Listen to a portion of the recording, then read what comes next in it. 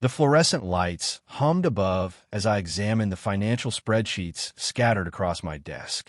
But before I continue this story, make sure to subscribe to the channel so you don't miss any of our upcoming narratives.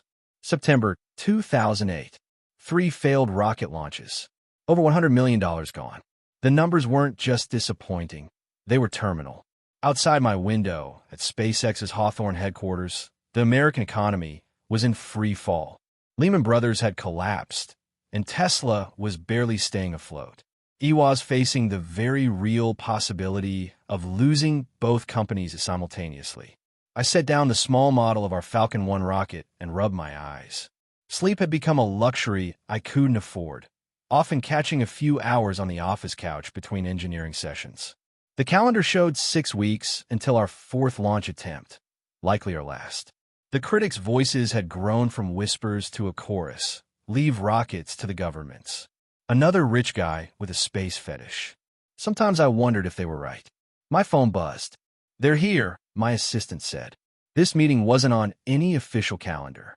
No press releases, no announcements. The NASA officials had agreed to come after hours, away from prying eyes. What I was about to propose was too unorthodox, too controversial for public discussion. I straightened my rumpled shirt and headed toward the conference room. As I entered, the conversation stopped abruptly. Tom Mueller, our propulsion chief, and Hans Königsmann, head of mission assurance, sat across from Mike Griffin, the recently appointed S administrator, and his deputy, Lori Garver. Griffin, with his multiple advanced degrees and decades of aerospace experience, had literally written textbooks on space vehicle design. His appointment had given me hope. He understood the physics and engineering behind what we were attempting. Garver was known as a reformer, someone pushing NASA toward commercial partnerships. If anyone might champion our cause, it would be her. Yet both looked skeptical as they surveyed our modest conference room with its whiteboard calculations and half-empty coffee cups. "Thank you for coming," I said, taking my seat. "I know this isn't standard protocol." Griffin nodded curtly. "Let's be clear, Elon. We're here as a courtesy.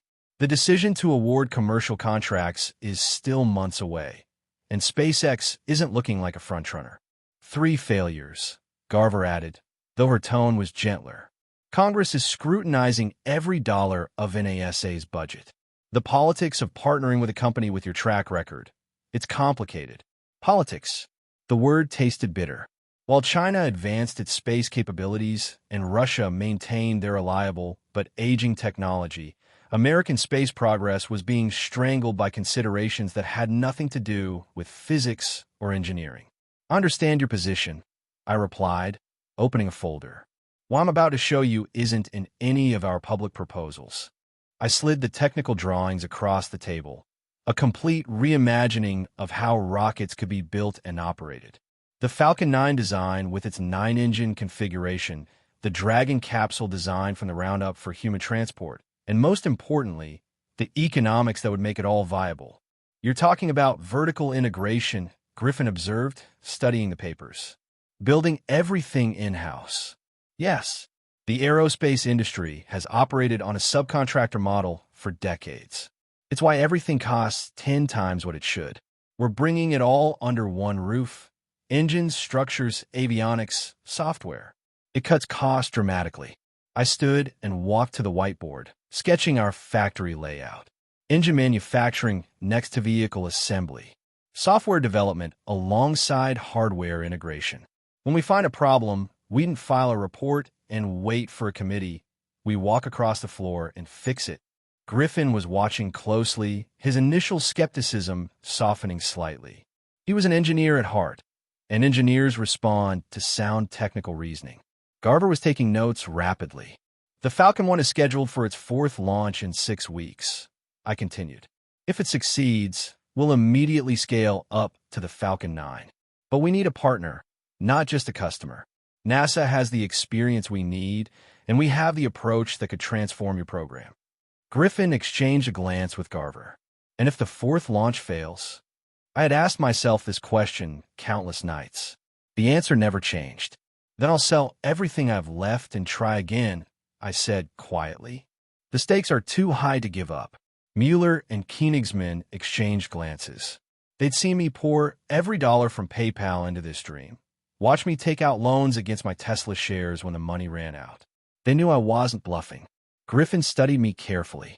When I was at JPL, we had a saying, faster, better, cheaper, pick two. You're claiming all three. The conventional wisdom doesn't apply anymore, I replied, flipping to the final page of my presentation, the one I hadn't shown anyone outside my inner circle. Detailed drawings of the Falcon 9 first stage, with landing legs deployed, descending to a precision touchdown. The reaction was immediate. Griffin's eyebrows shot up. Garver leaned forward, examining the drawings more closely. You want to recover the boosters, she said. The shuttle program attempted reusability. The shuttle was designed by a committee with 1970s technology, I said. We're taking a fundamentally different approach.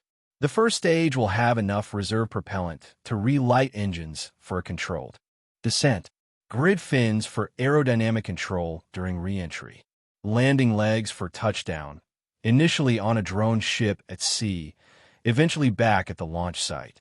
The engineering challenges are substantial, Hans noted, his German accent more pronounced. Hypersonic retropropulsion, navigation corrections, structural integrity through re-entry heating. But none violate physics, I added. They're engineering problems, not theoretical ones. Griffin examined the drawings closely. No one has ever landed an orbital-class rocket booster. No one's tried with modern computing and materials, I countered. The tension in the room was palpable. NASA was at a crossroads. Continue with traditional contractors or take a chance on a company that had yet to reach orbit. What exactly would this partnership require? Griffin asked finally. A development contract of $278 million. NASA provides technical guidance and a path to servicing the International Space Station. We deliver a revolutionary launch system at a fraction of the current cost. Griffin nearly choked. For that money, we could almost buy a single launch from one of our existing providers. Exactly my point, I replied. For the same amount, I'm offering an entirely new launch system, with cargo capabilities initially and crew transport to follow. The room fell silent as Griffin and Garver exchanged glances. I could almost see the calculations running behind their eyes. The political risks, the technical challenges, the potential rewards. We should discuss this privately, Griffin said, gathering his papers. As they stepped outside, Mueller leaned over. If they say yes, we have to deliver the impossible on a shoestring budget. It's what we do, I replied simply. When Griffin and Garver returned, their expressions revealed nothing. We can't make commitments today, Griffin began. But I want a detailed proposal on my desk in 2 weeks. Technical specifications, timelines, milestones, costs, everything. And I want to see that Falcon 1 launch succeed. It wasn't a yes, but it wasn't a no. It was a chance. You'll have it, I promised. One more thing, Griffin added. This stays between us. I don't need calls from senators asking why NASA is considering a partnership with a company that hasn't reached orbit. Absolute discretion, I assured him. After they left, I remained in the empty conference room, the magnitude of what had transpired slowly sinking in. It wasn't a commitment, but it was an opportunity. First, though, we had to succeed with Falcon 1. Without that, nothing else mattered. 3 weeks later, I stood in our mission control room, surrounded by my team. On the screens, the Falcon 1 rocket stood on its launch pad on Kwajalein Atoll in the Pacific. This wasn't just our 4th attempt. It was our last chance. The countdown proceeded methodically, each second an eternity. T-minus 10, 9, 8. Every pair of eyes was fixed on the screens, every mind replaying the failures that had brought us here. 7, 6, 5. The weight of every sacrifice, every sleepless night, every dollar spent, all converging on this moment. 4, 3, 2, 1. Ignition. The Merlin engine roared to life, a controlled explosion channeled through engineering. The rocket rose slowly at first, then, with increasing speed, climbing into the clear Pacific sky. Vehicle has cleared the tower. The first milestone. I didn't breathe. Max Q confirmed. Vehicle is supersonic. The point of maximum aerodynamic pressure, where our previous attempt had failed. But this time, the Falcon continued unperturbed. Stage separation confirmed. Another critical point. No failure. Second stage, ignition confirmed. We were making it further than ever before. The control room remained eerily quiet, no one daring to celebrate prematurely. Second engine cutoff. Nominal orbit achieved. Payload deployment confirmed. For a moment, no one moved. No one spoke. It was as if we collectively couldn't believe what had just witnessed. Then reality crashed in. We'd done it. Falcon 1 had reached orbit. SpaceX had become the first privately funded company to put a liquid-fueled rocket into Earth orbit. The room erupted. Engineers embraced, some crying openly. Years of work, of ridicule, of failure, all vindicated in a single moment. I felt a hand on my shoulder and turned to see Mueller, tears in his eyes. "We did it," he said simply. I nodded, my own vision blurring. This is just the beginning. That night, as the celebration continued around me, I stepped outside for a moment of quiet reflection, and my phone buzzed with a message from Griffin. Impressive. Let's talk tomorrow. I looked up at the night sky, where our satellite now orbited silently above. In that moment, I knew with certainty that the secret meeting had been the turning point, not just for SpaceX, but for the future off-space exploration itself. The next morning, I arrived at the office early. The celebration had died down, replaced by a renewed sense of purpose. We'd proven we could reach orbit, but the real work was just beginning. Griffin called precisely at 9 a.m. "Congratulations again, Elon. That was quite a show yesterday." "Thank you. It's been a long road." "Well, it's about to get longer. I've reviewed your proposal. It's aggressive, potentially revolutionary, and frankly, terrifying to most of my advisors." My grip tightened on the phone. "But," he continued, "sometimes NASA needs to be terrified. We're proceeding with the COTS contract, $278 million, as discussed. The paperwork will be ready next week."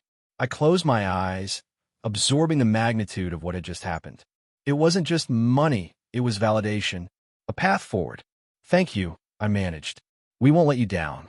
"I know you won't," Griffin replied. "Make history, Elon. That's what this is about." As I hung up, I gazed out at the SpaceX factory floor.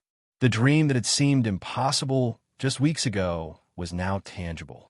The meeting that no one knew about, the secret gamble that could have ended in disaster, had instead become the foundation for everything that would follow. I pulled out a small notebook and wrote down a single line. September 28th, 2008, the day everything changed. Below it, I added another, next stop, Mars. Little did I know then just how prophetic those words would be, or how that secret meeting would set in motion a chain of events that would eventually see SpaceX rockets becoming the backbone of America's space program, landing boosters back on Earth with precision, and carrying human beings beyond the bounds of our planet once more. And if you enjoyed this story, don't forget to leave a like. It helps a lot and keeps us bringing more content like this.